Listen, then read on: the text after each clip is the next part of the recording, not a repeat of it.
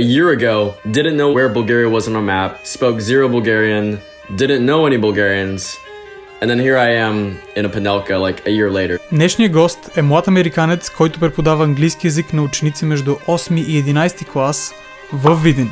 След като завършва Американския университет Тюлейн с специалност недвижими имоти, един ден Ронан случайно попада на обява за преподаване в чужбина. And you can choose 150 different countries, but I chose Bulgaria specifically. And when I tell everyone that, they're like, why would you choose Bulgaria? That's such like a niche country compared to like maybe Spain or Germany or the more popular Fulbright programs. But for the most part, Bulgaria is the only country in the world that has anything like. Идвайки в България, посрещането било леко казано меко. He takes his left arm, slams it on the wheel, cranks his head back, looks me dead in the eyes at a red light. He goes, Ronan, why the hell would you ever go there? А културните шокове не били ограничени само до таксиметровите шофьори. Like I got my school schedule the day that I was teaching. I didn't know what classes or what times I was teaching. I just showed up. И понеже в съвременния свят като нов учител е трудно да спечелиш вниманието на няколко лапета, Рон решава да започне да снима Instagram видеа и да не даде възможност на учениците си да го пренебрегват. These are things that happen in Bulgarian schools that would genuinely throw an American into a coma. Днес ще обсъдим проблемите на българското образование. And I said, I love teaching you guys. They go, really? No teacher ever says that about us. And I was like almost like tearing up. I was like, why have you guys not heard that before? Seeing the Bulgarian education system and the American one as well. What do you think you would improve if you had the absolute power to do so? That's an obvious thing, but it's an easy fix. Like if you're a politician or a future politician listening to this, easily. Ще поговорим кое е накарало Ронан да се влюби в България. The best banitsa place ever. И какво е съществото на това да си учител. Teaching is a everlasting push and pull, a yin and yang between guidance and freedom. A lot of people, when I talk to them, they go, Ronan, how do you have such a close connection with your students? And they'll instantly go to the content and the age. But in my humble opinion, that's not the reason why I have such a close connection with my students and my family. There were times when I was lost. There were times where I felt unheard, where I didn't know where I was going in life, when I was crying in my room. На път се да чуете историята на една смела и силна душа, посмяла да направи това, което повечето чужденци не биха си помислили. Ронан Макдонъл. Wow, you're coming with the most amazing questions today, Max, honestly. Преди да задълбочим разговора, искам да направя едно кратко прекъсване. От много време исках да върна обратно подкаста Будна България. Но все си давах извинението, че понеже ще бъде дигитално, няма да бъде хубаво или качествено. Но вече не ми пука. Искам да споделям с вас разговорите, които мен лично ме обогатяват. И понеже канал е нов, ви моля само да се абонирате. А аз на среща ви обещавам, че ще полагам усилия всяка седмица епизодите да са с по-високо качество и да намирам гости, които да разказват най-интересните истории в България. How are you? How are you, Ronan? I'm good, man. I can't complain. Yeah, life is good. Life is good. I see you have an apartment in Vidin right now. I do, yes. I can see by Is it yours? So it's Or do you share it with somebody? Yeah, so it's my own. I have the Panelka all to myself. But it's owned by or it's rented out by my school. So my school provides the housing for me, and then the way my program works, I don't have to pay rent or anything. I just have to pay utilities. Yeah. Well, maybe we should say how I know you, because they actually know you through Toshko, because he also went to Tulane. Yes. And I now know that you graduated Tulane last year. Crazy party school. Yeah. Right? Well, he graduated Tulane. He didn't graduate, but he's still. No, you graduated. I graduated. He's a sophomore, I think. Right? Yeah. Yeah, he's a sophomore. Yeah, So he actually told me that there's this American, sorry for interrupting, American who's coming to Bulgaria and he's going to be in Vidin. And that's how I first heard about you. And then you popped out on my feed one day.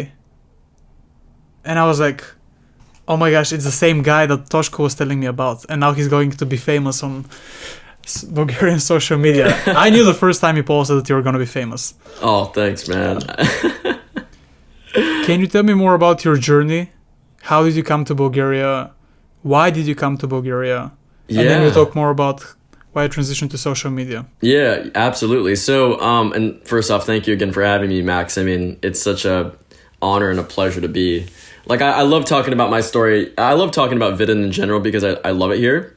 But it wasn't, it's been an adjustment since being here because a year ago, didn't know where Bulgaria was on a map, spoke zero Bulgarian, didn't know any Bulgarians, and then here I am in a Panelka like a year later. So the story goes, about a year and a half ago, we had an info session at my university, Tulane, and they mentioned this program called Fulbright, where after you graduate, you can go and be a teacher, do research, or get like a master's degree.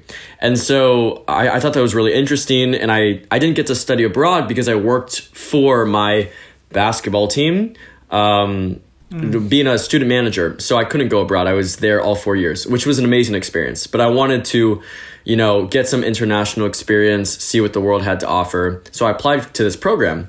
And you can choose 150 different countries, but I chose Bulgaria specifically because, and when I tell everyone that, they're like, why would you choose Bulgaria? That's such like a niche country compared to like maybe Spain or Germany or the more popular Fulbright programs. And the reason why I chose Bulgaria was because of this amazing program called BEST, Bulgaria English Speech Tournament. So, it's this program that was started by Americans about maybe 13 to 15 years ago, and it's a nationwide speech and debate tournament in English, and they have a West Division and East Division, and so as a part of being an English teacher, which is what I am now, you also get to become a debate coach, which to me, I had done debate in high school, in university, at Tulane, and I was like, whoa, I can be a debate coach again, and also teach English, and also live abroad. And also this program has a lot of prestige in America. I was like, sign me up, I'll apply. And I was blessed enough to receive the scholarship. April of 2025 is when I got the call. I was actually on my way to probably work a finance job in New York, which was really interesting. And then funny how life works out and it takes a turn. And here I am, 7 months later from April. And I absolutely love it here. That's insane. the whole story. And so the other countries didn't have this BEST program? It was only in Bulgaria? There was one that was in maybe Taiwan. They had some sort of debate association. But for the most part, Bulgaria is the only country in the world that has anything like BEST. And there is no program like BEST. Like, I did speech and debate in America. It's nothing like BEST at all. It's completely different. So how is it different? Can you tell me a little bit about it? More creative freedom, more swearing, more rated R topics, more, I think the politically correct way is to say more political rhetoric and freedom. And also there's just a community, Max. So everyone knows each other. All the judges that judge the tournaments, they're former besties is what we call them. So everyone is kind of like, I feel like I have like a network of a community all the way from Vidin to Dobrich to Kyrgyzstan to Kustendil to Sofia to Plovdiv. Like, we're all over Bulgaria. So I feel like I run into someone who's connected with this organization in some sort of way. Before we go into more of your impressions of Bulgaria, would you say that debating in such a style where you're not scared to be politically incorrect and you can say whatever you can say is actually better or worse? I'm very interested. What do you think? Yeah. So let me clarify. In America, despite, what people might say abroad, as an American perspective, especially in speech and debate, you have complete and utter rhetorical freedom. So you can speak on whatever you want. It's more the speech category where you can't swear or talk about sex or talk about drugs or whatever it is. So that's what's different with BEST. It's more the speech category. But yeah, I'm a firm believer in raw, no filter debate because I think in our society, especially today, in an age of everyone's kind of too afraid to say what they actually think. And this is not a problem with the Balkans, let me tell you. They'll tell you exactly what they think straight to your face. No remorse. But in the Western world, we're so afraid to perhaps say what we really think or have a conversation. And there's been so much extremism and not enough conversation between Republicans, Democrats, the left and the right. So I'm a big fan of raw, uncut conversation. Yeah. Yeah, I know that very well because I used to study in the States for 2 years before I moved to China. Where'd you study? I was at a boarding school. I studied at Lawrenceville, right next to Princeton. Gotcha. Yeah. Oh, Princeton. That's a... Princeton, yeah. Yeah, that's New Jersey. New Jersey, yeah. Okay, interesting. Yeah, I was there exactly during the Kamala Trump elections. And one of my roommates, his great-great-great-uncle used to be a president of the US. The other one, his mom had to illegally cross the border from Mexico to the US so that he could be born in the US and have an American passport. So the conversations we would have at night and all the chaos, it was actually insane. Wow, that's... like two polar opposites. You know? I mean, that's... that right there is a perfect description of what America's like. It's just a complete melting pot of like people from different backgrounds. Exactly, precisely. And it is good for the diversity, but sometimes it can be... You know the bad sides. You already know the bad sides. Yeah. Let's talk more about Bulgaria. Because also, a lot of Americans are they're nationalistic in this way where they don't want to explore other cultures and other countries. Mm-hmm. You have all of those people from all over the world, but people are not open to traveling. And you said, I want to visit and I want to have this international experience. So, first of all, congratulations. You're like an outstanding American for having this desire. Thank you. But what was your first impression of coming to Bulgaria? And what expectations did you have coming in? Oof. You want the raw, uncut expectations, Max? Yeah, of course. Well, okay, so I would consider myself simultaneously very open-minded and also like any 23-year-old, I also don't understand the world as much, so I can be closed-minded as well. So I didn't really understand too much about Eastern Europe. I mean, I applied to the Fulbright scholarship to Bulgaria, literally not knowing what the capital of Bulgaria was. I remember looking online, searching, okay, I'm going to apply to Bulgaria. What does this look like? And I got images of Burgas, Varna, and then Sozopol. And I was like, oh, this is where I'm going to be placed? On the Black Sea? Yeah. Oh, man, this is going to be a time. This is amazing. So those were my expectations in terms of what Bulgaria looked like. But I also knew that, it also had a socialism communist past, so I knew about the communist blocs and everything. But that's all I really knew. And then when I first got to Bulgaria, oh my gosh, the first... Wait. So what do you think? Do you think you're going to have a good time? Do you think people are going to be more like socialist, like villainish, with that accent in English? No. I mean, I just, all I knew was that Balkan people were very straightforward and very cut and dry, and they say exactly what's on their mind. But, I didn't really think anything of it. I think in order for me to have the experience that I've had, I just kind of had sort of a blank slate. I was more concerned about what my school was going to be like, how far it was from the airport in case I wanted to visit friends in Europe. What's the language barrier going to be like? I wasn't really concerned about what the Bulgarian people were like. Yeah. And so when you came... Yeah, when I came, impression? The first Bulgarian I ever met, I remember it clear as day. I was flying from London Heathrow to Sofia. I got off the plane. I've got 3 bags about as tall as I am. My entire life's collection of clothes just rolling with me. And the embassy had told us don't order a taxi in person because they'll scam you, which actually did happen to my friend Lucy. So I ordered she got scammed her first taxi drive ever. She got charged like 50. Yeah, she got charged like 40 euro, 50 euro from the airport to the center of Sofia, which is crazy.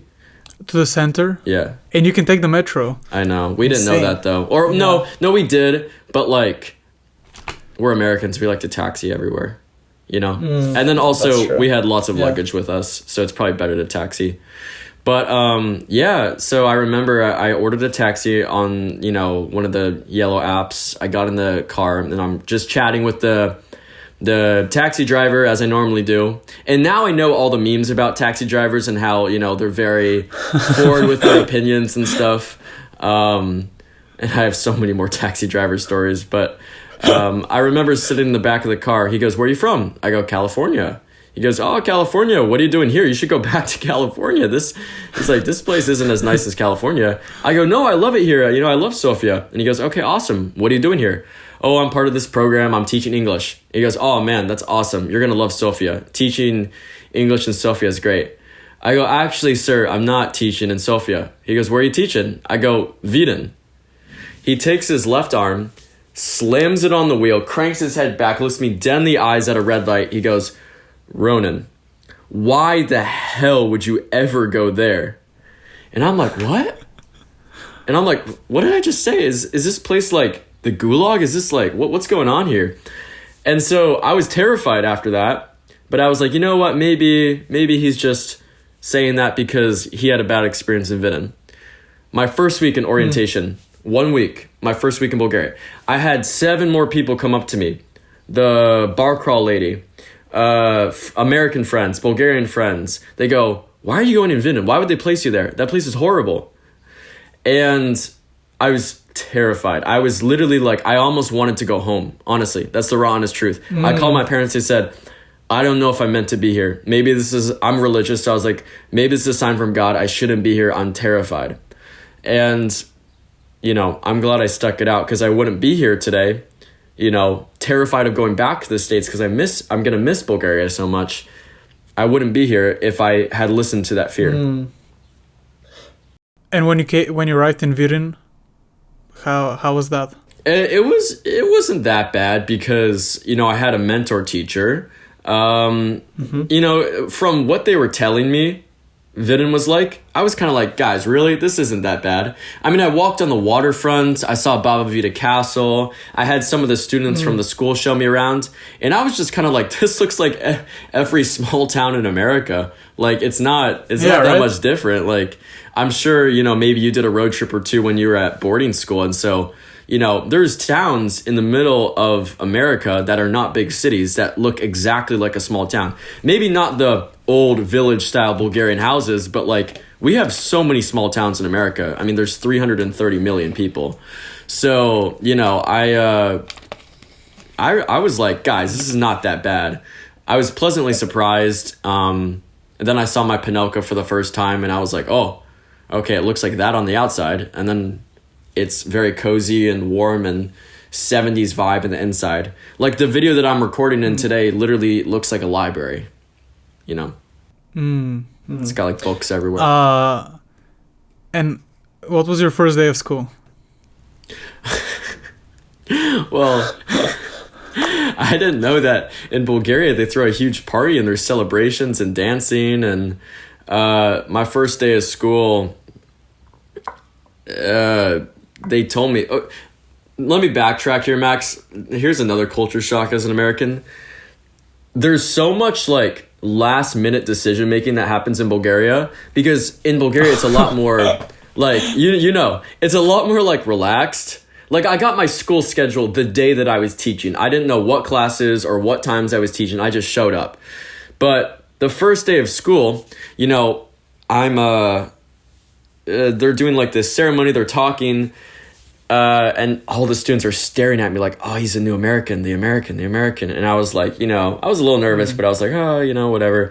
Wait, you weren't the only American? There were other Americans? No. Well, so as part of my program, like we rotate. So there's a new American every year. Yeah. So they were like, oh, who's this new guy in town? Who's going to be our teacher? And, I was just like, oh, okay, I'll stand here. And then they come up and they go, okay, Ronan, you're going to speak now. And I go, what? I'm going to speak now. And they go, yeah, you're going to say a few words. And I was like, oh, I was not expecting this. And then I don't understand any Bulgarian at this time, but I just hear, Ronan Macdonъл. And then everyone starts clapping. And I go, oh my God. All right. So no prep, zero prep. I walk up there and I just have to freestyle about like, my philosophy on education and my background. And we kind of laugh about it now, but they told me when they first heard my speech, they thought I was going to be a strict teacher who like had a stick up his ass because I was so like unprepared. You know, I was like, and then that's the complete opposite of my teaching style. I like to build relationships with my students, and you know, I think that you can get a lot more done if your students trust you and they like you. I agree with you. I think that one-on-one connections are so important. Agreed. I don't know, do you use the desks? Do you use the desks, or what is your teaching method? Desks in what way? Like, do you make students raise their hand to talk? Or you just ask a question and... I cold call. Yeah. I keep them on their toes. Oh, cold call. Yeah. I know all of their names. I know what sports they play. I know what activities they do outside of school. I use them in examples. Like, I think that's so important to know their names and know who each person is. And then we do this thing called a daily... Which grades do you teach? Oh, my bad. No. Sorry. Go. Yeah, I mean, we do this thing called a daily journal where we'll spin a wheel and each student has like a number. So, you know, sometimes to randomize it, I'll just do, okay, number 12 is going to share what they wrote in their daily journal today. So, yeah. Okay. Which grades do you teach? 8th grade through 11th grade. Yeah, but you teach 8 through 11, but which, you teach all 8, 9, 10, 11? Yeah. Oh, wow. I teach all those grades, yeah. I teach every class. How do you see the kids there? Especially in Vidin. Because Vidin is a small place. So people usually would consider that place not having enough resources to do well academically. As like in the capital, for example. You know, it's such a shame because the people who would think that would be absolutely 110% wrong. I have friends all across Bulgaria from all different types of schools, private schools, public schools, whatever it is. You know, I know all the different schools in Sofia and all the reputations and everything, just being a teacher. And, you know, my students are absolutely freaking geniuses. They're so smart. And it's such a shame because Vidin has this reputation of perhaps being underutilized when it comes to resources. But my students are some of the most hungry, professional, well-rounded students. I remember my first couple weeks teaching, Max, I would dumb down the lessons because I was like, oh, I don't know if they can handle social or political issues or whatever it was. And then they came up to me after and they go, Ronan, like, what do you think about like the recent election? And what do you think about capitalism versus socialism and mixed market economies? And I was just like, damn. Like there's like a hunger for knowledge at my school, Какво, because it is, in my opinion, the most elite school in the region, or one of the most elites. But that's just my personal opinion. I'm also biased. What's the name? Какво, Angliskata. The full name is Jordan Radichkov Foreign Language High School. Yeah. Okay, so it's a public school, right? It's a public school. It's a very old school too. Like this morning, I just had coffee with a teacher. Very nice. Her name's Radoslava. She went to Какво. So I meet alum from the school all the time. Like everyone is interconnected in some sort of way. I had a girl from Toronto reach out to me. She says, Ronan, I watch all your Instagram videos. I love your content. I showed your content to my mom, and then I found out through your username that you're from Vidin, and my mom's from Vidin, and my mom went to your high school. I go, what are the chances that her mom, who lives in Toronto, was from Vidin and went to my school? I mean, it's just like a crazy network. It's insane when you say crazy network from Vidin, because again, people would always consider you have to go to the more elite schools in Sofia or in Varna or in Plovdiv, right? And people wouldn't be so open to think that broadly as you.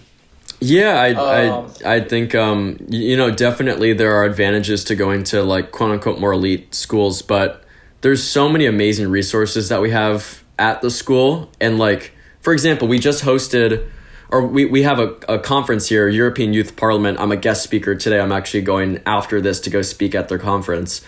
We have like 20 of like our best students from the school participating in this, and they're probably going to participate at the national conference as well. Was there any cultural shock with the students themselves? Maybe their behavior? when I was in the American College of Sofia, I had a lot of American teachers, right? Yeah. But one of them, she was very young, and it was her first year as well. And she was like shocked by the, again, straightforwardness of the questions we ask and how we express our opinion in general. Yeah. Well, and sometimes what our opinion was. Yeah. You know. Well, I might know them. I know Fulbright sends faculty to ACS, which is actually pretty interesting. Like one of my teacher mentors was the old 8th grade dean at ACS. I mean, to be honest, Max, I get a culture shock like every day, but like literally just a new story. Oh my gosh. I mean, the first week that I was teaching, not even just the students, the teachers, like, they're like, oh, why do you look like a 10th grader? Like, they say that to my face. They're like, you're so young. And I go, yeah, I'm 23, but, you know, Asian don't raisin. My mom's Asian, so we don't age fast. Oh, really? Yeah. Or like, I wouldn't have guessed. Yeah. Shout out my mama. But, you know, what else? They'll swear, like they'll talk about like their weekend and talk about like what they did and, you know, if they drank alcohol or, you know, they also are so open about like smoking cigarettes and, you know, I'm like, you're in 8th grade and you're chain smoking outside the school at 9 a.m. Like they're like, it's just like so different. So that was a culture shock. I would say also, Bulgarians, in my experience, are very comfortable with talking over one another or raising their voice to talk over another person. And in American schools, it's like a cardinal sin to talk while the teacher's talking, because then you can't hear their directions. So that was a culture shock as well. Like when I would be talking, students would be so comfortable with talking to each other. And that's just, and I took that personally. And then I realized, oh, it's just a cultural difference. So then I sat down, I put my ego aside. I say, hey guys, like it's really difficult. Like I want to teach you so much. I've got such a great lesson today. I'm just kind of hurt that you're talking while I'm talking. And all of them were like, oh my gosh, Ronan, I'm so sorry. Like I didn't realize, like we thought, like we were paying attention. We were just like, we were talking to each other as well. So it's just a cultural difference. Well, you say cultural difference. I would say it's lack of respect, for example. No, I don't think so. A lot of... Why is that? I mean, because here's the thing. I think, you know, perhaps I have a different opinion than you, Max, but I actually, contrary to popular belief, I love rowdy classrooms. I think that there's such a benefit in energy. And I never want to take away that energy. But yeah, I mean, once I communicated that I didn't like that, they were like, oh, I'm so sorry, we didn't even realize it. And then it was golden from there. Okay. And how did you navigate the smoking and the alcohol? You know, a lot of students drink with their teachers at 11th, 12th grade. Yeah. But like, and you're so young, right? You came from a party school, so I'm just very interested. I mean, to be honest, how do you deal with that? Like, yeah, I mean, you got to come in with an open mind. And so, you know, when I heard stories like that, obviously I was shocked. But then after a while, you're just kind of like, oh, that's just how it is in Bulgaria. And like, who am I to tell other people what their country should or should not be like? So, you know, I actually admire the bonds with students and teachers. With smoking and drinking, if, you know, students will like openly come up and talk about drinking or smoking to me, and I'll just kind of laugh it off and be like, oh my gosh, y'all are so crazy, and then switch the conversation. And it's not because like I don't want to allow them to open up about it, but it's because, you know, as a teacher, I don't want to be talking about, oh, I got this drunk last night, and then I got this drunk last night, and they love to talk about how much they drink. So yeah, I'd say I switched. Do you tell them you think it's bad, or you just switch the topic? I give your opinion on that. Yeah, well, just coming from America, we don't ever talk about sex, drugs, alcohol with our teachers. So, you know, I'd say I genuinely keep some sort of that standard when I come to Bulgaria.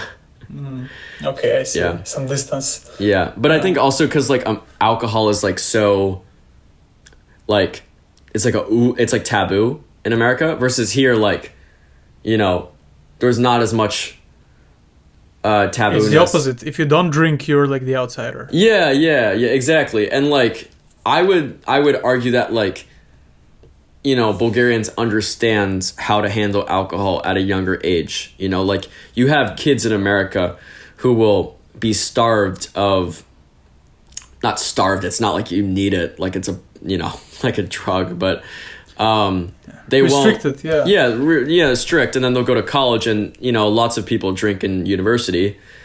And then they'll like go in an ambulance or they'll black out or do this because, you know, they didn't understand that alcohol is a substance, alcohol is a drug, and if you overdo it and your body can't handle it, you can get yourself into trouble. So, yeah. Oh, yeah. Yeah, we say that in the Balkans, or in Bulgaria more specifically, you start drinking at 14 and by 18 you retire from drinking. Yes, I've heard about that. In the other countries, Yeah. I was wondering, because I see it almost every day on your Instagram feed. Mm-hmm. Who introduced you to kebabcheta? Ooh. My mentor teacher, Kami. Did you find them yourself? No. So, the first kebabcheta I ever had was the Vratsa Station kebabcheta, which I'm a super fan of. If you watch my content, it's like an inside joke with like my community. Vratsa Station kebabcheta, best kebabcheta to me in all of Bulgaria. And it was also the first one that I tried, Max. So when I went from Sofia to Vidin for the first time after my orientation, it's like September, my mentor teacher, we stopped at the Vratsa station because you stop there for like a 15-minute smoke break, which is also a cultural adjustment that there's smoke breaks for the buses. We got out and I tried the kebabcheta with shot on the soul, fell in love. Every time I go back through there, I try it as well.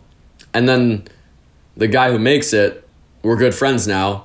You know, every time he goes from like this tough, you know, grew up in socialism, no smile on his face guy. And then now when he sees me, he goes, American. And like, he's such a cool guy. I love him to death. He's awesome. You know. What do you think about the food in general? It's gas. It's fire. I love it. Like, it's, I love, man, I think I gained 15 pounds in my first 2 months from eating fresh bread, lutenica, and sirene. Like, I got fat off of that, man. Maybe not 15, maybe 10 pounds, but still. Love that. Absolutely adore tarator. I love banichki, banichka. The best banitsa place ever for anyone watching. And this is fact check, verified by people who visited Vidin, who I took there, who are not even from Vidin. The best banichka is at this one shop. I think I posted a video on my Instagram, but it's near the bazaar. It's across from a zoo store. It's not on Google Maps. You can't find it on Google Maps. It's this lady. She makes fresh banichka with this special Bulgarian oven that's like 100 years old that you can't buy anymore. And she makes it fresh every morning. It's got the perfect amount of grease and crispiness. It's ridiculous. It's insane. Like, that is my favorite food in Bulgaria, probably.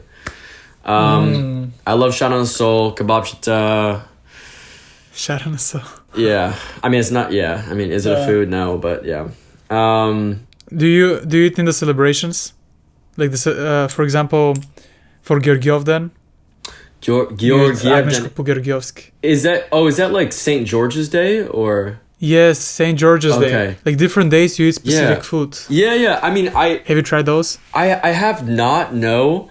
But I think that's a good reminder. I should ask my students to invite me to a barbecue or something like that and cook for me. Barbecue, so American. Yeah. I'm actually going to a village nearby. Inovo. It's like a small village. I don't know how big it is. But for a sort of barbecue, or I don't know what to call it, my student's mother invited me to come. So I'm going to go eat, drink, hang out with their family. Maybe next weekend. But yeah. Yeah, you seem to have a great connection with your students and their families as well. I'd like to think so. I think a lot of it has to do with you being closer to our age. And maybe you posting content. Because I see you're very happy with your students in the content. Yeah. How did you come up with that decision? Well, can I talk to you about can I talk about what made the connection with my students first, and then maybe I'll tell you about the content? Yeah, of course. Perfect. Take it the way you want. Yeah. So, a lot of people, when I talk to them, they go, Ronan, how do you have such a close connection with your students? And they'll instantly go to the content and the age, which is true. That definitely helps. But in my humble opinion, that's not the reason why I have such a close connection with my students and my family. The reason why... И преди Ронан да отговори на въпроса, забелязвате ли колко много той набляга на общността? Това е защото общностите са неизбежно изключително важни. Затова Будна България вече няма да бъде само подкаст, а ще бъде и общност в платформата School. Не искам тези разговори, тези теми, които започваме тук, да спират в коментарите. Искам да ги вземем и да ги задълбочим с беседи един между друг. Затова в тази общност ще може да задавате ваши въпроси. Аз ще излагам много мои идеи, както тези клипове, които качвах до сега. И също така, всяка седмица ще имаме 2 срещи. Първата ще бъде с гости-лектори, които ще бъдат гостите от подкаста, а втората ще бъде беседа, където ще обсъждаме идеите на тези лектори. Следващия вторник Ронан ще представя. Така че много бих се радвал, ако се присъедините към общността и всички българи се свържем на едно място, където да може да обменяме знания, идеи, опит и преживявания. Сега обратно към подкаста.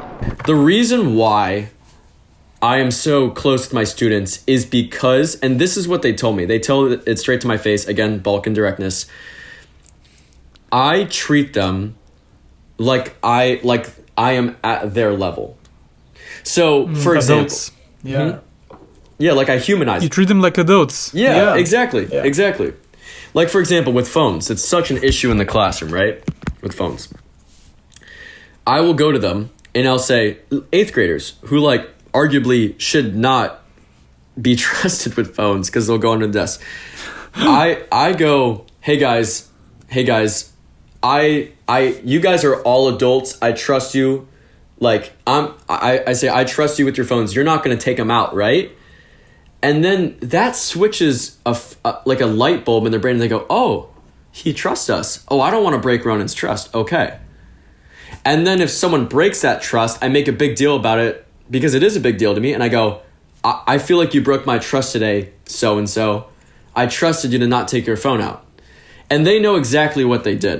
So to me, I operate on a big trust system. And, besides that, I treat them like adults. I let them have some sort of control in the classroom when it comes to the topics. I think also listening is such a powerful skill. Like, I love talking. I'm such I talk 24/7, man. I mean, I'm on a podcast and I'm talking about myself. I love talking. You're a professional talker, basically. Yeah, it's debater, talker, teacher. Yeah. Yes, exactly. So yeah, but you have one mouth and 2 ears. So I try to listen just as much as I talk. And sometimes I'll read the room. That's what every great comedian does. Part of being a teacher is, honestly, you wear many different hats. Some days you're a comedian. You want to make them laugh. So I'll feel the room. And some days it's like a bomb went off. Like they're all just in a horrible mood. Maybe because a teacher yelled at them, which maybe it was for the right reason. I don't know. Or maybe it was for the wrong reason. I don't know. It's like a bomb went off. Or like they just had 3 tests back to back. And so I think a great teacher, goes down to their students' level, understands what they are. Perhaps that's the age thing. And then B, adjusts the lesson to what your students want to learn, how they want to learn, and their emotion and their regulation for the day. Those are the keys to my success with my students. And then also one other thing that I like to talk about, Max, is that I'm a huge reader. I love listening to podcasts. Walt Disney has this principle with his actors, in Disneyland. Have you heard about the don't let go rule with Walt Disney? No. It's fantastic. I'll tell you. What is it? So, the Walt Disney Company, they teach their actors at Disneyland. When a kid comes up to hug you or take a picture and they hug you, you as an actor, like you're dressed up as Goofy or Minnie Mouse, you're not allowed to let go until the kid lets go. Because if you let go before the kid lets go, then they might feel like perhaps abandoned. That's dramatic, but you don't let go until the kid lets go. As a kid, it might be like as dramatic. Yeah, exactly. Because these characters are their heroes. It's what they look up to. It's what they watch on Sunday mornings. So that's my philosophy with my students. If they mention something about a football match on the weekends, hey, so-and-so, I'm there. Hey, Ronan, I really work individually. Can you trust me to work individually today? Of course. I got you. I'll give you a separate task. Let's do that. Hey, Ronan, I just went through a really bad breakup. Can I talk to you about it? Of course. I'd love to hear about it. Let me be a gentle ear to you. So it's all about seeing those cues for connection from your students and opening the door as wide open as possible and saying, here, sit down on my metaphorical couch. I'm here to listen to you. And making that a safe space. And I do that over and over and over and over again, day in, day in, and day out. And then eventually you win the trust of all your students. So that's how I built the relationship. And then to your other question, Max, you asked the social media thing, what got me into that? Similar to the previous conversation, or the question, I want to build as big of a community as I can, and as a strong of a community as I can. And I saw them. My kids would be like in the back, if they're not engaged in the lesson, they're just on their phone, typing away, watching Instagram Reels. I go, oh, really? Okay. You guys want to ignore me today? All right, let me make an Instagram Reel so you can't ignore my face. So how did it change afterwards? Like after you blew up? I mean, my cohort makes fun of me because they're like, Ronan, you have too big of an ego, which is probably true. But I'm famous in my town now. Like I walk the streets. I probably get stopped for a picture at least 3 to 4 times. Like, or when I'm in Sofia, I get noticed at least once every time in Sofia.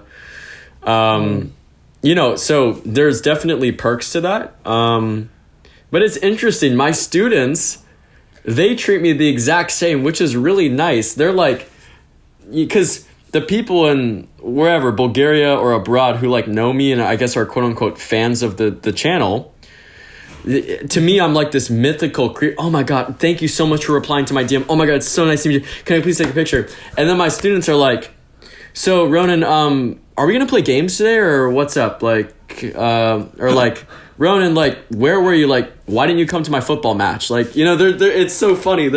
I'm like a normal person to them, which is so refreshing. Cause like they saw me. I think this is because before they saw me exactly. Before they saw me before the fame to after the fame, and I say fame with like quotation marks. Like I'd say I'm a niche micro celebrity in Bulgaria. That's what I'll say. And in the Bulgarians in Chicago. There's so many Bulgarians in Chicago who have reached out. I know. I went to film a video there exactly with the Bulgarian community. There you go. Yeah. I think your channel still has a lot of potential to have an actual impact. Not just for this community, but maybe to build something or to change, to have this mindset shift. Perhaps. I mean, I'm heading back to the US in 3-4 months here, Max. What do you think as a content creator yourself? What do you think? What type of impact do you think I could create going back to America, knowing the experience and having the community that I have here?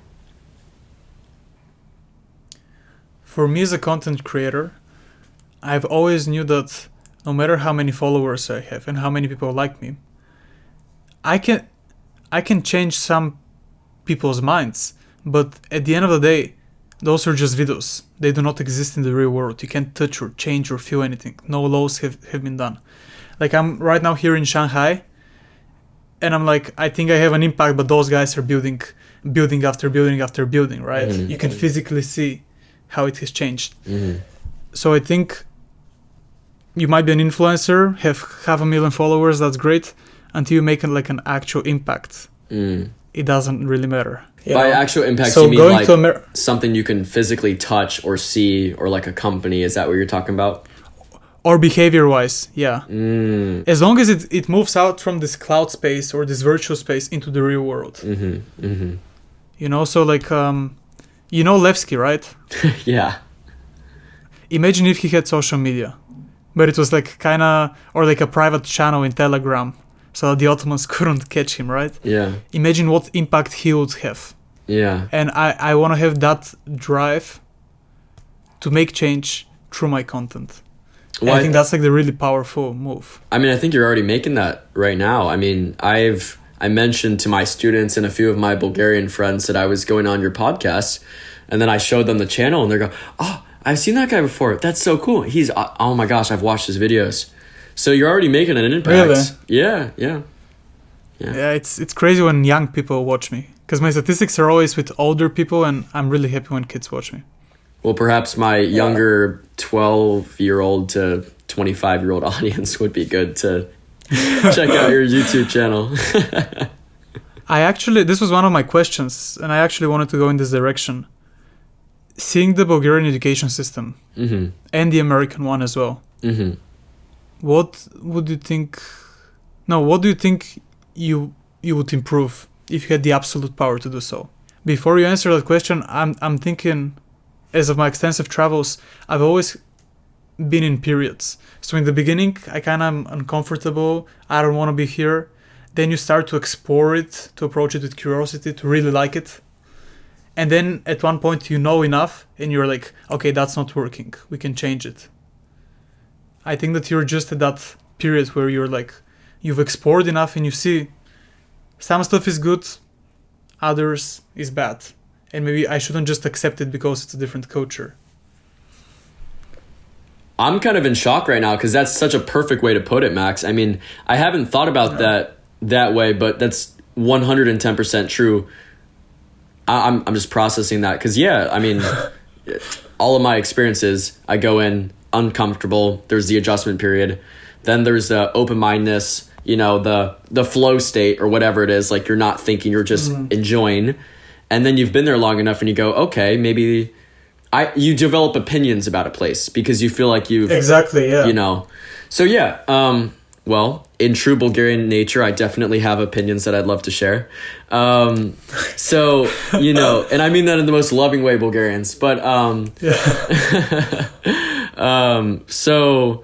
You know, the Bulgarian education system. Well, I actually talked about this in my interview with Benete, and then they did like a 60-minute style documentary, and my students talked about this as well. Not every school is like this, but certain schools in Bulgaria, there's kind of a do as I say, like just I'm going to give you this, you must do this, this is the only way, this is how it's supposed to be. And then I've found there's a big benefit in, like, it's not just like, okay, I am the superior, you will do exactly as I'm told.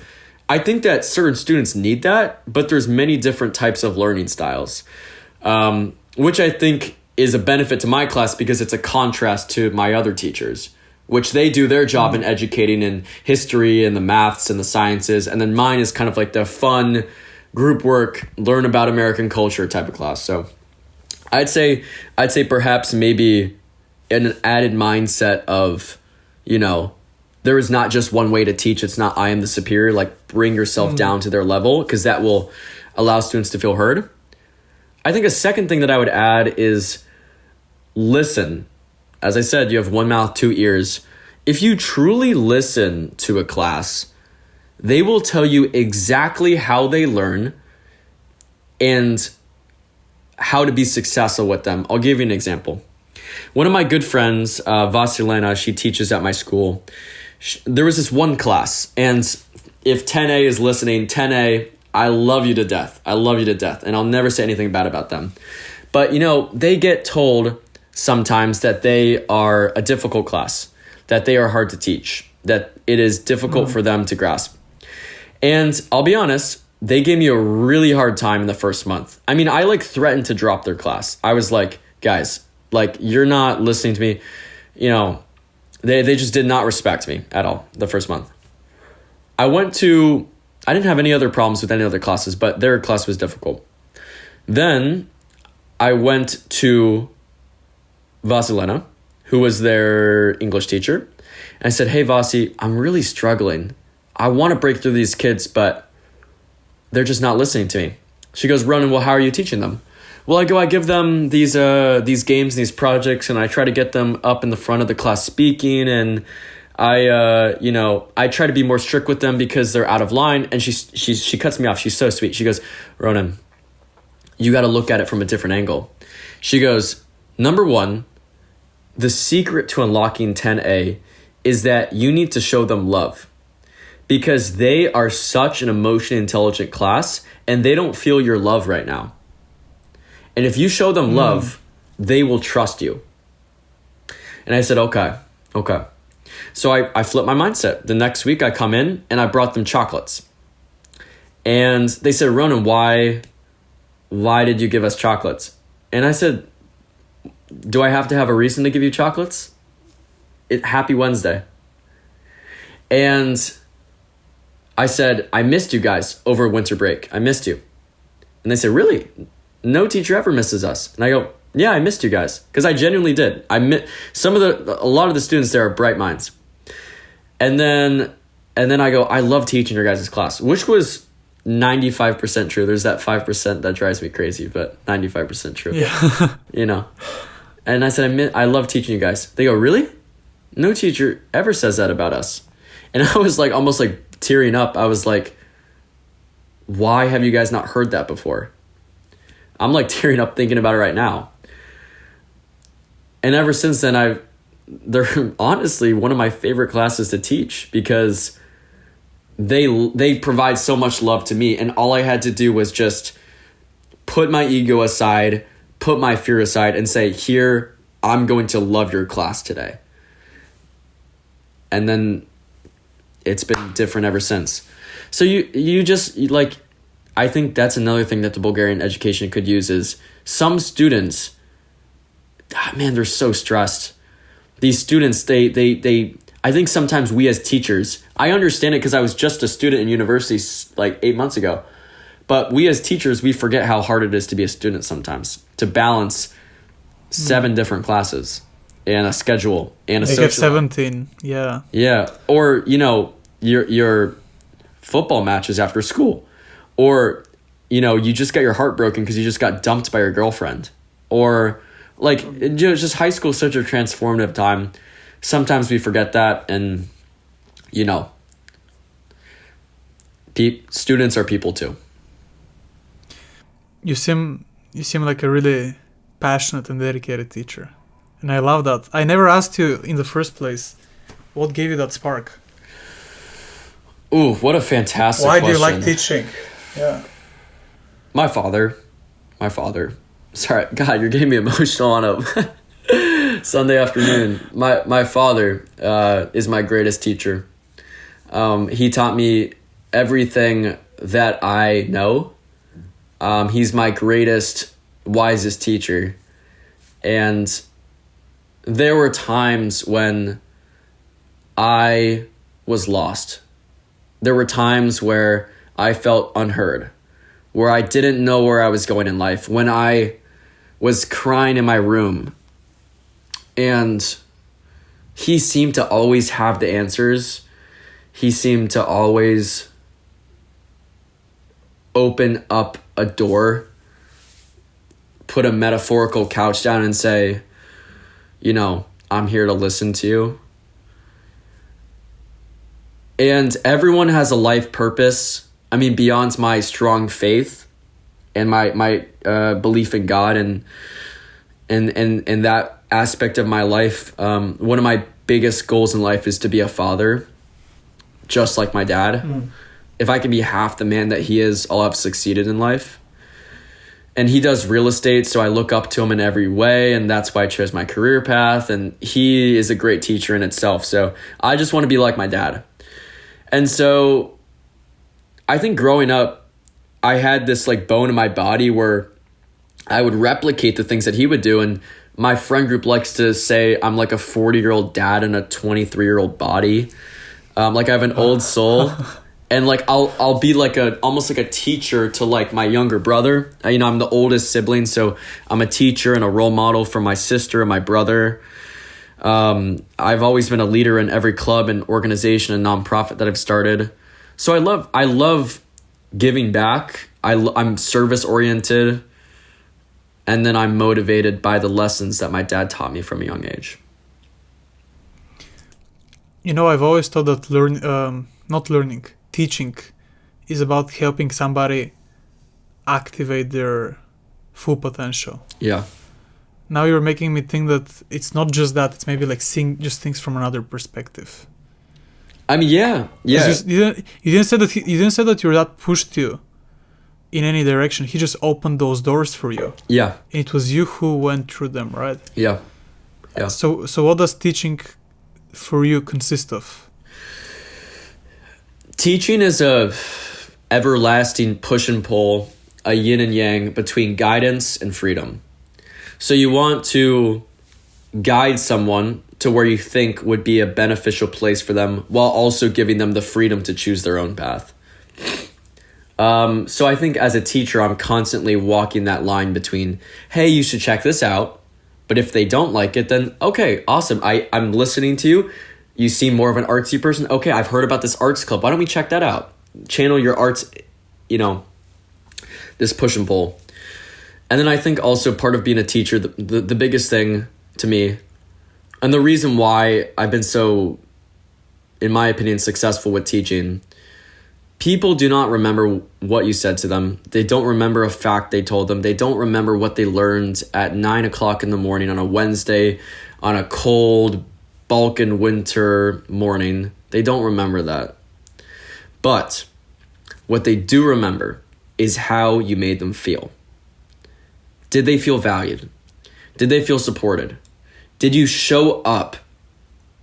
Did you show up for them when they needed you? Did you breathe life into their dreams?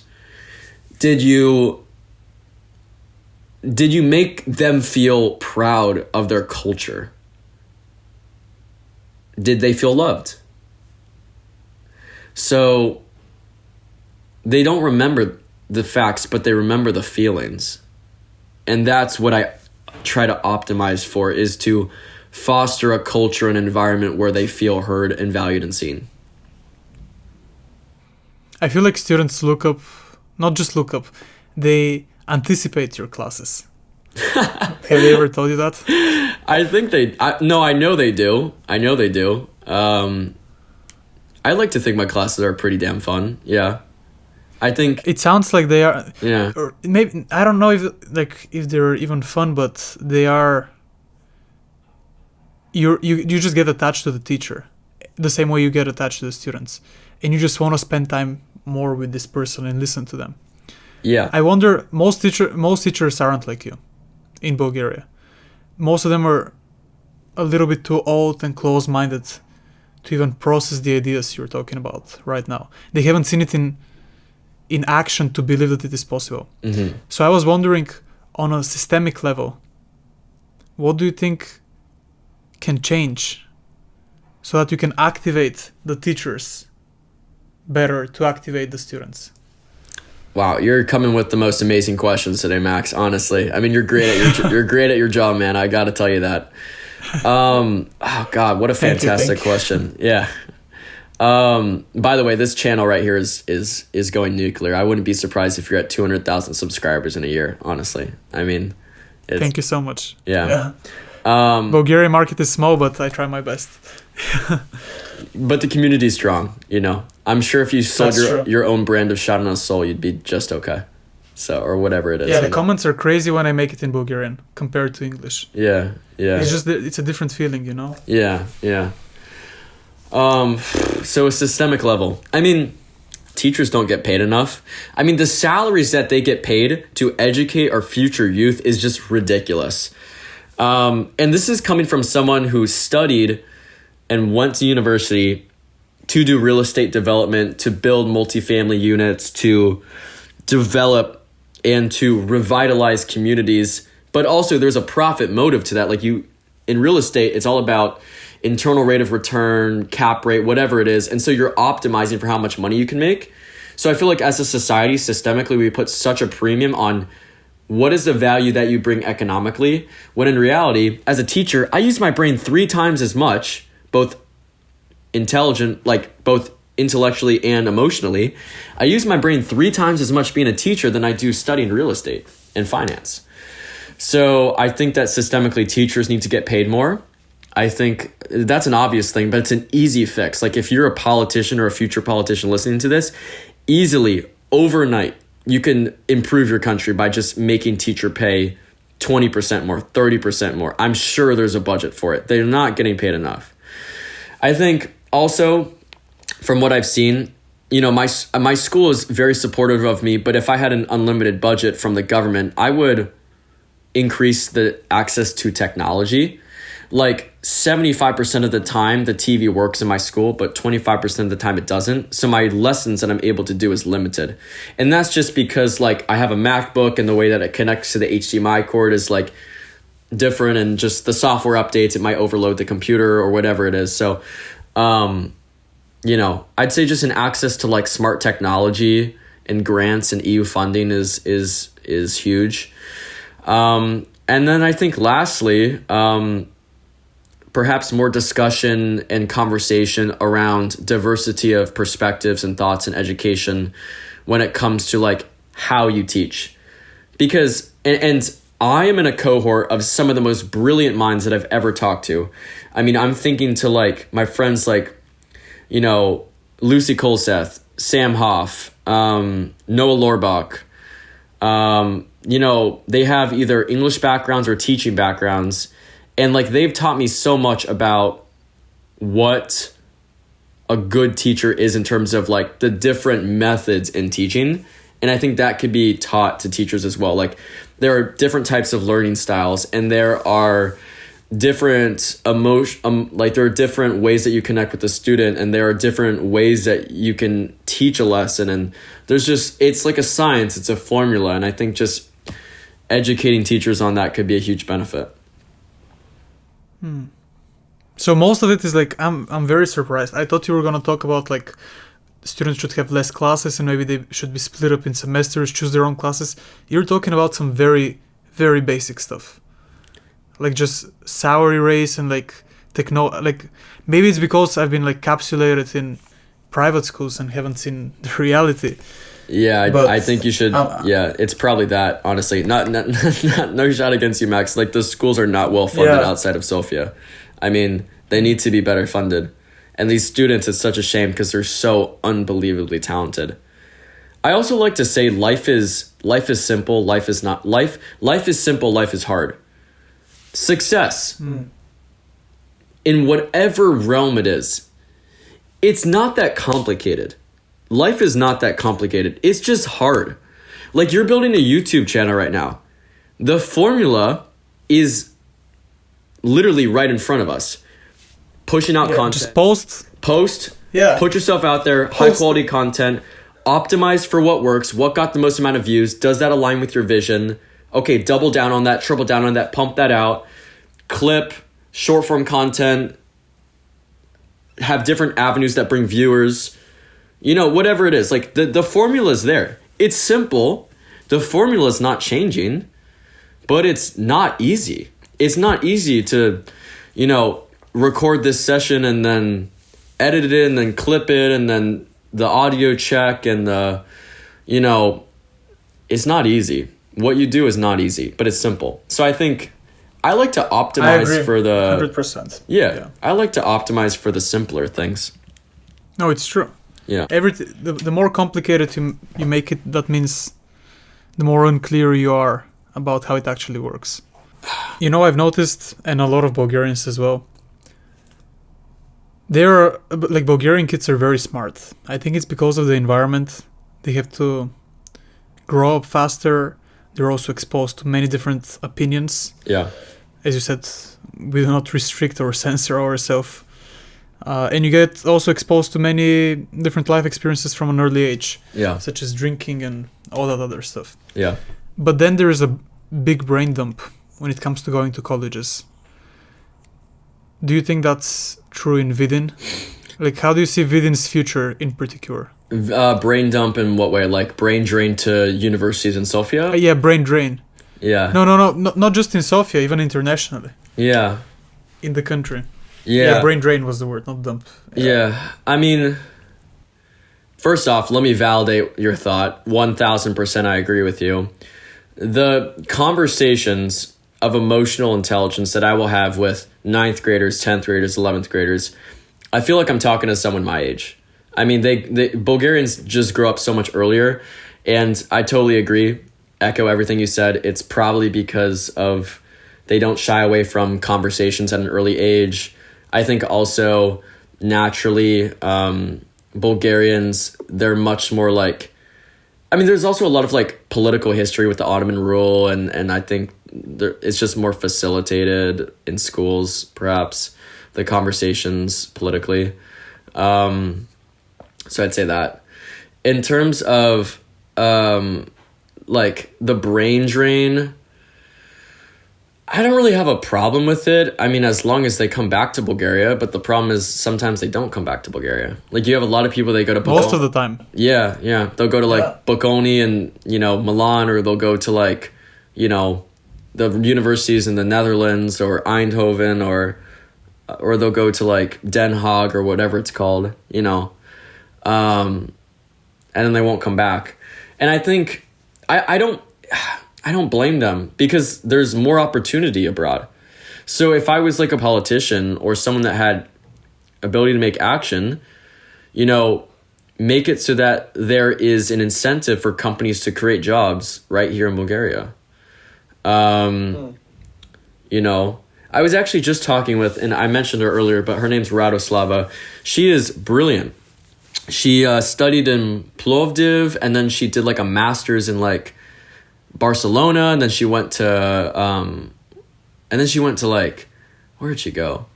She went to like Boston. Like, she was doing like IVF research and like just brilliant. And now she's a teacher teaching 4 subjects in Vidin, because she's from Vidin. And she has the educational background to basically teach wherever she was. She was in the Netherlands previously. But her and her husband and their young child, they missed Vidin, and she wanted to make a difference because there was so much brain drain coming out of Vidin that she wanted to breathe life back into the city. So I think more people like her would also be a benefit, but there also needs to be opportunity and jobs created, Oh, I completely agree. I was just curious what your opinion was on the question. Yeah. And I kind of know the answer from your social media. I don't know if you said it jokingly, but do you want to stay in Bulgaria? Yeah, I would love to. I mean, if there's any, real estate people who are listening, who want to hire a hardworking American who will continue to make funny, America living in Bulgaria abroad videos, I would love to stay in Bulgaria, because, that's my background. That's what I studied in university. So if I could, I would. But, my visa runs out. So, I have no choice but to leave the country. But if I could, I would. I love it here. Yeah, okay. And I'm just going to say to everybody, here's my camera. That's why I'm looking that way. Everybody who watches this or listens to this, Ronan can provide a great new perspective to how you think about stuff. You definitely breathed some... not breathed. What's the word? You definitely brought some new fresh air into not only the Bulgarian online space, but also to, like, at least for me, I just graduated last year from high school. So, like, just listening to your clips, I just have so much nostalgia. And I feel like most people watching do, who are older. Mm-hmm. And I think that's great. I would, if you allow me to give you some feedback, I would definitely film some videos with the students. I just have like a more raw experiences. Yeah, I want to be like, I don't like to include them too much because I want to respect their privacy, but definitely when I get a chance to and they're willing to and their parents are, you know, okay with it, then of course. And it's usually pretty chill, pretty great because the parents are fans of the content too, so yeah. Like I have the parents. I don't think the parents will be the problem. I think the main problem will be like all of them would want and you have to choose one or two or like so that's really hard. But you can make it an incentive. If you receive this grade, you can appear in a video. You know what, Max? You're bringing up a great point. Yeah. All right, Ron. That was it. I really enjoyed our conversation. You said you were Asian. Which part of Asia? Half Asian, half Irish. So my mother's from the Philippines, and then my father's from Ireland. So half and half. Yeah. Ireland, yeah. It's St. Patrick's Day yesterday. St. Patrick's Day. You know, it's a huge day for us. Yeah. Well, if you're in the Philippines, or if I come to the US, or in Bulgaria, I would love to have a catch-up conversation. Maybe we can film it as well. You know Just to meet in real life. I think that's a great. You're in Shanghai? Are you in university there? Yeah. So I'm gonna cut this as well, but I'm thinking of